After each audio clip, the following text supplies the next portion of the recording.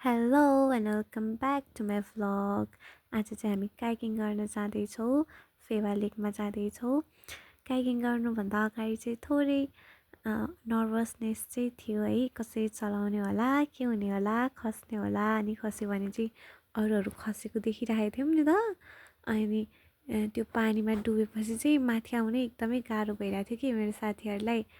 अनि त्यस्तै सोचेर गएको त एकदमै इजी, कति इजी। अझ हामीले त पानीमा डुबेपछि चाहिँ भिजिन्छ, अनि भिजेपछि कपडाहरू पनि चेन्ज गर्नुपर्छ क्या, एक्स्ट्रा पनि लग्नु पऱ्यो भनेर भनिरहेको थियौँ कि। तर त्यस्तो त केही पनि नभएको कि। अझ हामी त हेर्नु त यति इन्जोय गरिरहेँ, त्यो भएको फोहोरहरू पनि कलेक्ट गरेर लगेर फाल्ने भनेर लिएर आएँ हम कि। यस्तो सजिलो हुँदो रहेछ।